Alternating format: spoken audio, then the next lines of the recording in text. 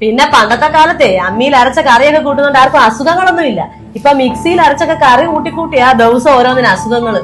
ആ അന്ന് ഞാൻ അനുഭവിച്ചതൊക്കെ കുറച്ചെങ്കിലും നിന്റെ ഭാര്യയും കൂടെ അനുഭവിക്കട്ടെ. അവൾക്കിവിടെ വേറെ പണിയൊന്നും ഇല്ലല്ലോ പ്രത്യേകിച്ച്. അമ്മയ്ക്ക് എന്തെങ്കിലും വയ്യാവുന്നല്ലേ നോക്കാൻ അവളെ കാണത്തുള്ളൂ. വെറുതെ അവളെ വെറുപ്പിക്കണ്ട. എനിക്ക് അമ്മയും വേണം അവളെയും വേണം, അത്രേ ഉള്ളൂ.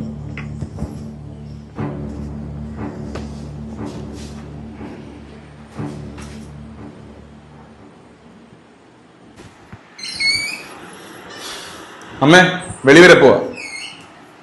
എവിടെ പോവാടാ? കുറച്ചു ദിവസമായാലും ഇവിടെ കൊണ്ടൊന്ന് പുറത്തൊക്കെ പോയിട്ടു. അപ്പൊ മോഹൻലാലിന്റെ നല്ലൊരു പുതിയ പടം ഇറങ്ങിയിട്ടുണ്ടെന്ന് പറഞ്ഞു. അതും കണ്ട് ഫുഡൊക്കെ വെച്ചിട്ട് താമസിച്ചു. പുറത്തൊന്നും പോയി ഫുഡൊന്നും കഴിക്കണ്ട. ഇന്നലെ ഞാൻ അത്രയും കാര്യങ്ങൾ അമ്മയോട് പറഞ്ഞിട്ട് അമ്മയ്ക്കൊന്നും മനസ്സിലായില്ല. അമ്മയ്ക്ക് നന്നായ ഉദ്ദേശമില്ല ഇല്ലയോ? എടാ ഞാൻ നിങ്ങളോട് പുറത്തു പോയി ഫുഡ് കഴിക്കണ്ടെന്നല്ലേ പറഞ്ഞോളൂ. ഞാൻ ഉണ്ടാക്കി തരാടാ ഫുഡ്. നമുക്ക് 3 പേർ കൂടി ഇവിടെ ഇരുന്ന് കഴിച്ചിട്ടേ ഒരുമിച്ച് സിനിമയ്ക്ക് പോകാം. എങ്ങനെയുണ്ട്? സംശയിക്കണ്ടടാ മക്കളെ, ഞാൻ നന്നായെന്ന്.